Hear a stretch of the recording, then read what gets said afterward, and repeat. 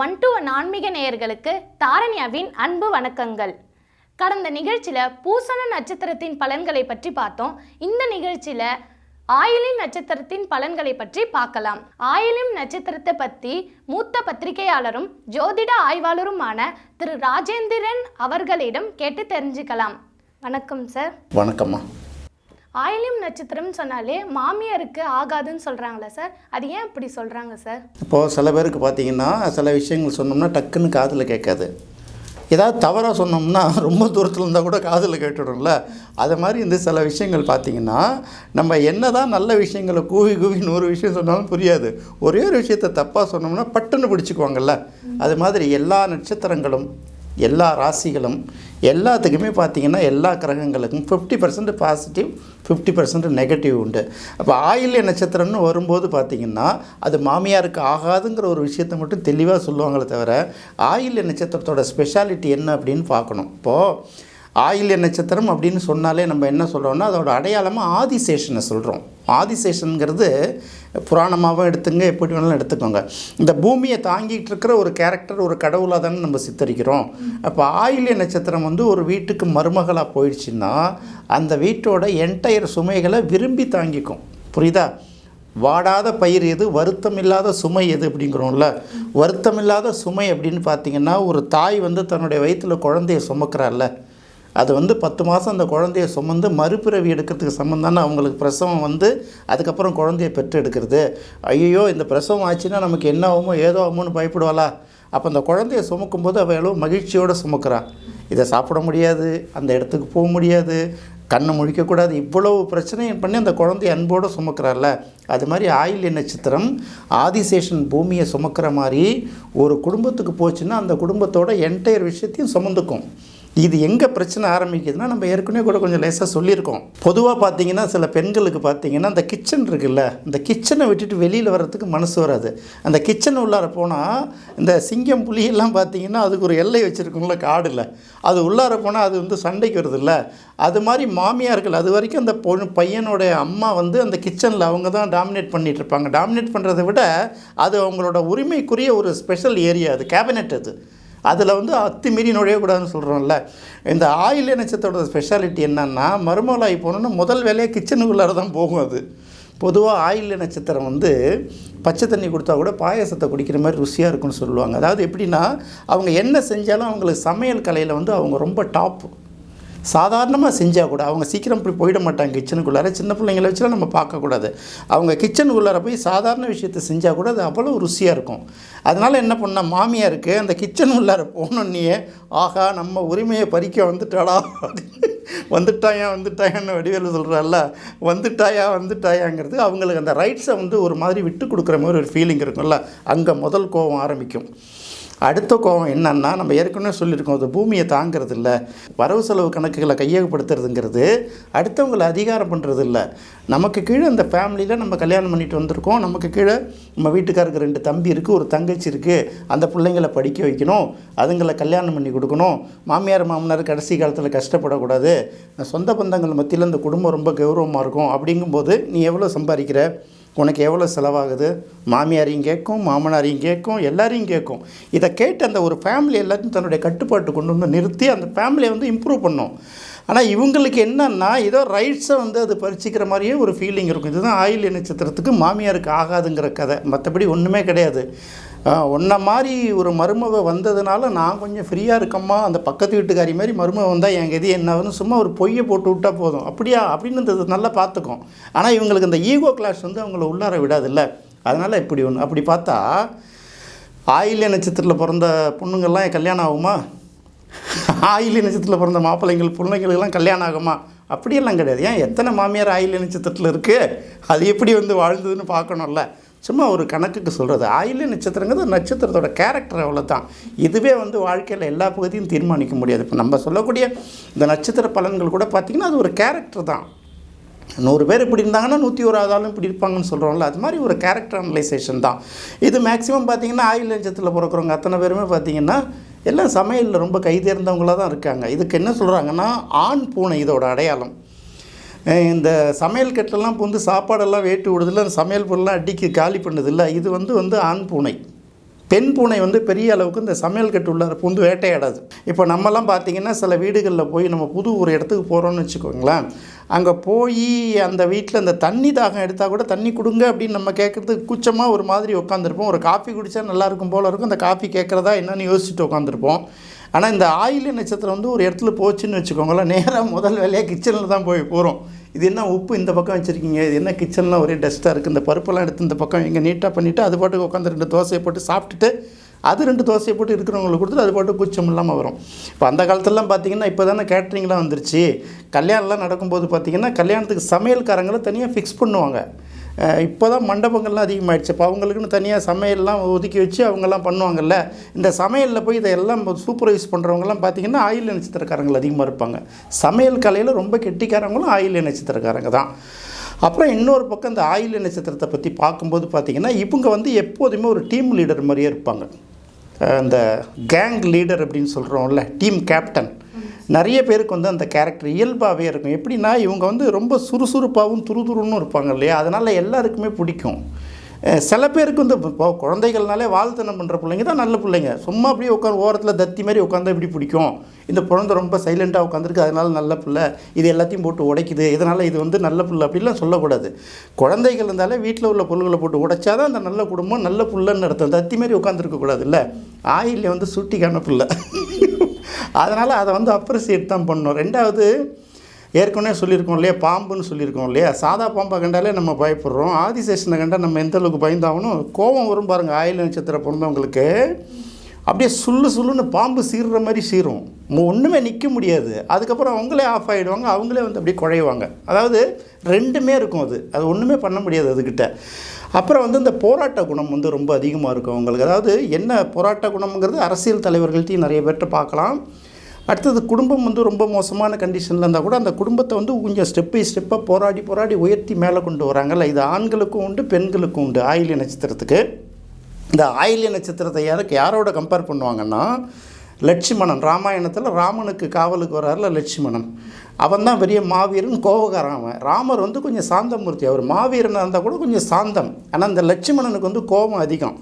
சூர்பனகை போய் ராமன்கிட்ட இது பண்ண பிறகு அவன் போன்னு விட்டு விரட்டி விட்றான். ஆனால் இவன் லட்சுமணன் என்ன பண்ணுறான், மூக்கறுத்து விட்றானே, அந்த கோபம் அதிகமாக இருக்கும்ல. அது மட்டும் இல்லை, ராமர் வந்து 14 வருஷம் வனவாசம் போகிறாரு, இத்தனை வருஷம் வனவாசம் போகிறாரு. ராமருக்கு கூடவே சீதையும், நான் வந்து ராமன் இருக்கிற இடம் தான் சீதைக்கு அயோத்தின்னு போடுறா.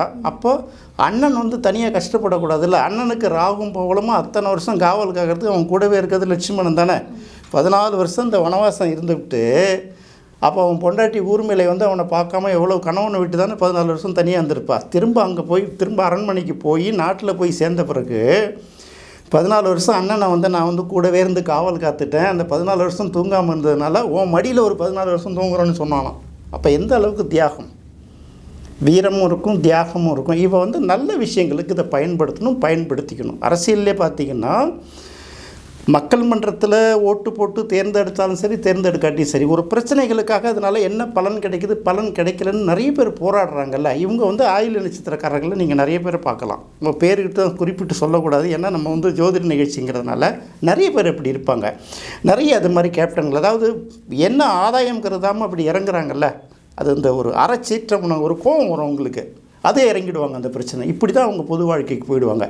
அப்போ ஆயில்ய நட்சத்திரம் அப்படின்னு பார்க்கும்போது அது வந்து வீரம் தியாகம் எல்லாத்துக்குமே ஒரு அற்புதமான ஒரு அடையாளத்துக்குரிய ஒரு நட்சத்திரம். அப்போ நிறைய பேரை பார்த்துட்டு வரோம் இல்லையா.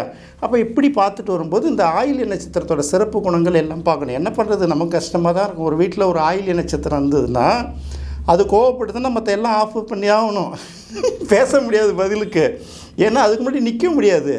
அதுக்கப்புறம் பார்த்தோன்னா அதுவே வந்து இறங்கி வரும், டவுன் ஆகி. அந்த மாதிரி ஒரு குணம் இருக்கும். பொதுவாக ஆயில்ய நட்சத்திரக்காரர்கள் வந்து உணவை ரொம்ப விரும்பி சாப்பிடுவாங்க. அதாவது கொஞ்சமாக சாப்பிட்றாங்களா அதிகமாக சாப்பிட்றாங்களா கணக்கிறது, அந்த டேஸ்டி, எந்த இடத்துல எந்த நேரத்துக்கு என்ன ஃபுட்டு கிடைக்கும். அதே மாதிரி இந்த ரெசிபிக்கெல்லாம் சொல்லுவோம்ல, இதுக்கு இதை சேர்த்தா நல்லாயிருக்கும், அதுக்கு இதை மிக்ஸ் பண்ணால் நல்லாயிருக்கும்னு சொல்லிட்டு. ஆயில்ய நட்சத்திரத்தில் பிறந்த ஆண்களே ரொம்ப அருமையாக சமைப்பாங்க நிறைய பேர். அவங்க இறங்கி சமைக்க ஆரம்பித்தாங்கன்னா அவங்க சாப்பிட்றதெல்லாம் ஒன்று அந்த ருசி பார்த்து கரெக்டாக அந்த உப்பு காரம் புளி இனிப்பு என்னென்ன ஃபார்முலா இருக்குமோ அந்த ஃபார்மெட்டை கரெக்டாக சமைப்பாங்க. ஆயில்ய நட்சத்திரம் வந்து ஒரு வீட்டில் இருந்தாங்கன்னா சமையல் நல்லாயிருக்கும்னு நம்மளே புரிஞ்சுக்கலாம் அந்த அளவுக்கு. அதே போல் அவங்களும் ருசியாக சாப்பிடுவாங்க, அவங்க செஞ்சு கொடுத்தாங்கன்னா அது நல்லா இருக்குன்னு சொல்கிற அளவுக்கு செஞ்சு கொடுப்பாங்க. அந்த 2 குணமும் இருக்கும். இந்த ஆயில்ய நட்சத்திரத்தை சுற்றி ஒரு கூட்டம் இருக்கும். அவங்க எப்படின்னா அந்த லீடர்ஸ், பார்ன் லீடர்ஸ் இல்லையா. கடகம்னாலே உங்களுக்கு கிட்டத்தட்ட அந்த நட்சத்திரம்னா அந்த எல்லா நட்சத்திரத்துக்கும் அந்த கேரக்டர் அதிகமாகவே இருக்கும். அப்போ என்ன பண்ணுவாங்கன்னா மேக்ஸிமம் பார்த்தீங்கன்னா 10 பேர் இருக்கிறதுல இவங்க கேப்டனாக இருப்பாங்க. சின்ன விளையாட்டில் கூட பார்த்தீங்கன்னா கூட அது டீம் லீடர் மாதிரி இருப்பாங்க. இவங்களுக்கு என்னென்னா இவங்க விட நம்மள ஒரு 10 பேர் நம்ம பின்னாடி இருக்காங்களா, அவங்கள பேலன்ஸ் பண்ணணும், அவங்களுக்கு ஆப்பர்ச்சுனிட்டி கொடுக்கணும், அவங்க மிஸ் ஆகிடக்கூடாது, இப்படியே போயிட்டு வருவாங்கல்ல. அதனால் ஆட்டோமேட்டிக்காக இவங்களுக்கு கீழே ஒரு டீம் ஆட்டோமேட்டிக்காக உருவாகிடும், அவங்க ஆதரவாளர்கள். அப்புறம் இவங்க அந்த உதவியெல்லாம் செய்யும்போது பார்த்திங்கன்னா சில பேர் வந்து உரியவர்களுக்கு போய் சேராது. எப்படின்னா இவங்கள்ட்ட நிறைய ஏமாற்றிட்டு வாங்கிட்டு போயிடுவாங்க, பரிதாபப்பட்டு இவங்க கொடுத்துருவாங்க, கோவப்படுவாங்க, சண்டை போடுவாங்க, எல்லாம் பண்ணுவாங்களே தவிர எதுக்கு போய் நின்று ஒரு பரிதாபத்தை காட்டினீங்கன்னு வச்சுக்கோங்களேன், கொடுத்துருவாங்க. அப்புறம் தான் தெரியும் ஐயோ நம்மள்ட்ட ஏமாற்றிட்டு வாங்கிட்டு போகிறானேன்னு சொல்லிட்டு. அப்போ வந்து ஆயில்ய நட்சத்திரக்காரர்கள் ஒரு உதவி செய்யும் போதும் இது உரியவர்களுக்கு போய் சேருதா. அடுத்தது வந்து பாத்திரம் இருந்து பிச்சை எடுங்கிறான்ல, உண்மையிலே வந்து தேவையான நபர் தானா, பொய் சொல்கிறானா அப்படிங்கிறத ஒரு தடவை வெரிஃபை பண்ணிக்கிட்டு கொடுக்கறது வந்து ரொம்ப நல்லது அப்படிங்கிறது ஆயில்ய நட்சத்திரத்தை பற்றி நிறைய சொல்லுவாங்க. பொதுவாக அந்த ஆயில்ய நட்சத்திரத்துக்கு வந்து லீடர்ஷிப் குவாலிட்டி அதிகமாக இருக்குன்னு சொல்கிறோம் இல்லையா. இந்த பழைய பாட்டு ஒன்று இருக்கும், கண்ணொன்று காணும் வாயொன்று பேசும்பாங்க. ஒரே நேரத்தில் வந்து நம்ம வந்து ஒரு வேலையை ஒரே நேரத்தில் ஒரே வேலையை கூட நம்மளால் கவனம் செலுத்த முடியாது. அவங்க நம்மக்கிட்ட பேசிகிட்டே இருப்பாங்க, வேறு ஒரு விஷயத்தை காதில் வாங்கிட்டு இருப்பாங்க, மைண்டுக்குள்ளே உள்ளுக்குள்ளே ஓடிக்கிட்டு இருக்கும். இந்த 3மே கிளியராக நடந்துக்கிட்டு இருக்கும். அதாவது தசாவதானியம்பாங்க, ஒரே நேரத்தில் 10 வேலைகளை செய்யக்கூடியது அப்படிங்கிறாங்கல்ல. ஒன்றையும் பர்ஃபெக்டாக செஞ்சுக்கிட்டே இருப்பாங்கல்ல. அது மாதிரி 10 திறமை இருக்கோ இல்லையோ, ஒரே நேரத்தில் 1க்கும் மேற்பட்ட திறமைகள், 1க்கும் மேற்பட்ட வேலைகளை செய்யக்கூடிய கெப்பாசிட்டி அவங்களுக்கு இருக்கும். அதனாலவே பார்த்திங்கன்னா அது வந்து அடுத்தவங்களை ரொம்ப அப்படி குயிக்காக அட்ராக்ட் பண்ணக்கூடிய ஒரு நட்சத்திரமாக இருக்கும். பார்த்து எப்போ குழந்தை நல்லா துருதுருன்னு இருக்கா, வாழ்ந்துட்டு இருக்கா, அப்படி பிடிக்கிறாங்கல்ல, அது சில பேருக்கு பிடிக்கும். இந்த மாதிரி வந்து பார்த்திங்கன்னா அவங்களோட ஒரு ஸ்டேஜ் வரைக்குமே எனக்கு என்ன அப்படின்லாம் ஒதுங்க மாட்டாங்க. அது எப்படி, அது பாவம் இல்லையா, அவனுக்கு தெரியல, அவனுக்கு ஒரு பிரச்சனை இல்லையா அப்படிங்கிற கேரக்டர் அவங்களுக்கு இருக்கும். இது என்னென்னா இது பாசிட்டிவ் நெகட்டிவ் சில நேரங்களில் வந்துடும் இல்லையா. இது நட்சத்திரங்கள் நம்ம சொல்கிறது மேக்ஸிமம் பாசிட்டிவ் விஷயங்களை சொல்கிறோம். இது வந்து அதுக்கு தகுந்த மாதிரி அவங்களோட வாழ்க்கையில் அதை பாசிட்டிவாக பயன்படுத்திக்கிட்டாங்கன்னா நல்லாயிருக்கும். அப்புறம் பார்த்திங்கன்னா அரசியலில், கவர்மெண்ட்டில், அந்த மாதிரி இடங்களில் பார்த்திங்கன்னா தலைமை பீடத்தில் உட்காந்துருக்கிறவங்க அடுத்தவங்களை கம்பீரமாக இது பண்ணுறாங்கல்ல, கமாண்டிங் பண்ணுறாங்கல்ல, அப்படி பார்த்து முறைச்சிட்டாங்கன்னா அதுக்கு பயந்துட்டு எப்போ அவர் முறைப்பார் திட்டுவார்னு பயந்துட்டு வேலை பார்க்குறோம்ல. லேடிஸுகள்லேயும் அந்த மாதிரி உண்டு சொல்கிறோம்ல, அந்த பெண் சிங்கப்பெண்ணு, இதெல்லாம் ஆயில்ய நட்சத்திரத்துக்கு உண்டு. வெறும் சிம்மராசிக்கு மட்டும் எடுக்கக்கூடாது, ஆயில்ய நட்சத்திரத்துக்கும் அந்த கேரக்டர் உண்டு. அப்படியே சில பேர் பார்த்திங்கன்னா பேசிகிட்டே இருப்பாங்க, அப்படி எட்டி பார்த்துட்டு இருப்பாங்க, மருமக வந்துட போகுது அப்படின்ட்டு பார்த்தா அது வந்து ஆயில்ய நட்சத்திரமாக இருக்கும். இப்போ காதில் வந்து என்னை திட்டம்னு பயப்படும், என் பிள்ளைக்கு கூட பயப்படல, அவள் வந்து என்ன பாடுபடுத்தி வைக்கிறவர் அப்படிங்கும். உண்மையில் அப்படி இல்லை. அந்த குடும்பத்தோட என்டையர் பாரத்தையும் சுமக்கிறதுல வந்து ஆயில்ய நட்சத்திரத்துக்கு மிகப்பெரிய பங்கு உண்டு. ஆயில்ய நட்சத்திரத்தில் பிறந்தவங்களோட நாம எழுத்து, அதாவது அவங்களோட பெயரோட முதல் எழுத்து வந்து டா, டி, டூ, டே அப்படின்னு வைக்கலாம். இந்த பேர்லாம் ரொம்ப தேடி பிடிக்கிறது ரொம்ப கஷ்டமாக தான் இருக்கும். அதனால் என்ன பண்ணுவாங்க, டிங்கிறத தீன்னு கூட எடுத்துப்பாங்க. இப்போ திவ்யா இந்த மாதிரிலாம் பேர் எடுத்துகிறாங்கல்ல, இது மாதிரி எடுத்துக்குவாங்க. அடுத்தது வந்து அவங்களுடைய பேர் வந்து இந்த மாதிரி டா, டூ, டி, டே இந்த மாதிரி பெயர்களில் தொடங்கினா கூட அவங்களுக்கு வந்து ஆயில்ய நட்சத்திரத்தோட அம்சங்கள் இருக்கும். அதுக்கு அந்த வகையில் வந்து அவங்களுக்கு நம்ம பலனை சொல்லி ஆகணும். அடுத்தது வந்து ஆயில்ய நட்சத்திரத்தில் பிறந்தவங்க வந்து எந்த விதமான லோகோவை பயன்படுத்துறது அப்படின்னு பார்க்கும்போது அதோட இதுவே வந்து நம்ம ஆதிசேஷனுங்கிறதுனால பாம்பு தான் அதோடைய லோகோ. இன்னொரு பக்கம் அம்பும் பயன்படுத்தலாங்கிறாங்க. அதனால் நீங்கள் வந்து இதை பயன்படுத்துறது ரொம்ப முக்கியம் இல்லை. ஆயில்ய நட்சத்திரத்தில் வந்து புதனுடைய நட்சத்திரம் இல்லையா, அதனால் சாதுரியமும் இருக்கும், வீரமும் இருக்கும். அதில் என்ன பண்ணணும்னா ஆயில்ய நட்சத்திரத்துக்கு உரிய புதன் வந்து உங்கள் ஜாதகத்தில் நல்ல வலிமையாக இருக்கணும். உங்கள் லக்கணத்துக்கு பகை இல்லாமல் இருக்கிற பட்சத்தில் நீங்கள் அந்த மாதிரி லோகோவை பயன்படுத்திக்கலாம். சார், இந்த நட்சத்திரத்துக்குரிய மரம், மலர், விலங்கு இதை பற்றி கொஞ்சம் சொல்லுங்கள் சார். ஆயில்ய நட்சத்திரத்துக்கு வந்து உரிய மரம் வந்து புன்னை மரம்.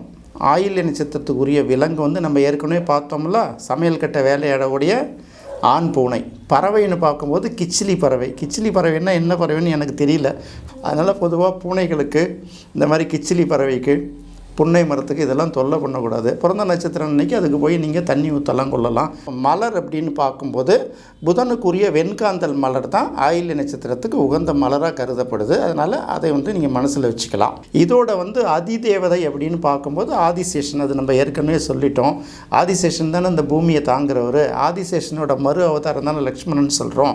அதனால் ஆதிசேஷன் தான் இதோட அதிதேவதை அப்படின்னு எடுக்க போகிறோம். அடுத்தது வந்து இதற்குரிய சித்தர் அப்படின்னு பார்ப்போம்ல, சித்தர்களுக்கெல்லாம் தலையாய சித்தர், தலைமை சித்தர்னு பார்க்கும்போது அகத்தியர் தானே. அகத்தியர் வந்து திருவனந்தபுரத்தில் தான் அவருடைய ஜீவ சமாதி இருக்குது. அதனால் ஆயில்ய நட்சத்திரத்தில் பிறந்தவங்க வந்து அவங்களுடைய நட்சத்திர தினத்தன்னைக்கு அங்கே போய் அவருடைய ஜீவ சமாதி இருக்கக்கூடிய திருவனந்தபுரத்தில் வழிபடலாம். அப்படியும் இல்லாட்டி நாகப்பட்டினம் பக்கத்தில் வடக்கு பொய்கை நல்லூரில் இருக்க கோரக்க சித்தர், இந்த கோரக்கர் சித்தரை பற்றி கொஞ்சம் ஞாபகமாக நம்ம பிடிக்கணும். ஏன்னா இந்த கஞ்சாங்கிற ஒரு பொருளுக்கு சித்தர் மூலிகைன்னு பொருள், இதை வந்து அவர் தான் வந்து முதல்ல கண்டுபிடிச்சாருன்னு சொல்லுவாங்க. அது எந்த அளவுக்கு உண்மைன்னு தெரியல. ஏன்னா மனம் ஒருமைப்படணுங்கிறதுனால அந்த இதை சொல்லுவாங்க இல்லையா. அப்போ கோரக்க சித்தரோட ஜீவசமாதி நாகப்பட்டினம் பக்கத்தில் வடக்கு பொய்கை நல்லூருங்கிற ஊரில் இருக்குது. ஆயில்ய நட்சத்திரத்தில் பிறந்தவங்க வந்து அவங்களுடைய நட்சத்திர தினத்தன்னைக்கு, அதாவது பிறந்த நட்சத்திரம் வரக்கூடிய மாதத்துலேயும் சரி மற்ற நட்சத்திர நாட்கள்லையும் பார்த்திங்கன்னா அந்த மாதிரி அகத்தியரையோ வடக்கு பொய்கை நல்லூரில் உள்ள கோரக்க சித்தரையோ வழிபடுவது வந்து ரொம்ப சிறப்பாக இருக்கும். இதெல்லாம் ஒரு பக்கம் தான் கூட ஆயில்ய நட்சத்திரத்தில் பிறந்தவங்க வணங்க வேண்டிய தெய்வம் இப்போ ஒரு நட்சத்திரத்துக்கு ஒரு கோயிலை குறிப்பிடுறாங்கள்ல. அப்படி பார்க்கும்போது திருவிடைமருதூர் பக்கத்தில் திருந்துதேவன்குடி கற்கடேஸ்வரர் அப்படிங்கிற ஒரு சாமி இருக்குது. இந்த கற்கடேஸ்வரர் கோயிலை வந்து அவங்களுக்கு வந்து வணங்க வேண்டிய உகந்த தெய்வமாக இந்த ஆயில்ய நட்சத்திரத்துக்கு சொல்லப்பட்டிருக்கு. அங்கே போய் பண்ணலாம். அதே போல் இவங்க ஆயில்ய நட்சத்திரத்தில் பிறந்தவங்க வந்து அவங்களோட அதிர்ஷ்டத்தை பெருக்கிக்கிறதுக்கு காளை மாடு தானம் வழங்கலாம். காளை மாடுங்கிறது எப்பேற்பட்ட காளை மாடுன்னா, ஒரு உழவர்களுக்கு 2 காளை மாடு வாங்கி கொடுக்கலாம், வண்டி ஓட்டுறவங்களுக்கு 2 காளை மாடு வாங்கி கொடுக்கலாம். இந்த மாதிரி காளை மாடுகள் வாங்கி கொடுக்கும்போது அவங்களுக்கு வந்து அவங்களுடைய அதிர்ஷ்டம், அவங்களுடைய அந்த சில செயல்கள்லாம் வெற்றிகரமாக முடியுது. நம்ம பசு கொடுக்கலான்னு சொல்லுவோம்னா அந்த மாதிரி இவங்க வந்து காளை மாடுகளை தானமாக வழங்குறது ரொம்ப நல்லாயிருக்கும். இதுதான் வந்து ஆயில்ய நட்சத்திரத்துக்கு முக்கியமாக அவங்க வந்து நினைவில் வைத்துக்கொள்ள வேண்டிய முக்கியமான விஷயங்கள். ஆயில்ய நட்சத்திரத்தை பற்றி பல சுவாரஸ்யமான விஷயத்த சொன்னீங்க சார். குறிப்பாக மாமியாருக்கு ஏன் ஆகாதுன்னு காரணத்தை நல்லா சொன்னீங்க சார். இந்த தகவலில் எங்ககிட்ட ஷேர் பண்ணிக்கிட்டதுக்கு மிக்க நன்றி சார். நன்றிம்மா. இந்த நிகழ்ச்சியில் ஆயில்ய நட்சத்திரத்தை பற்றி பார்த்தோம். அடுத்த நிகழ்ச்சியில் மகம் நட்சத்திரத்தை பற்றி பார்ப்போம். நன்றி, வணக்கம்.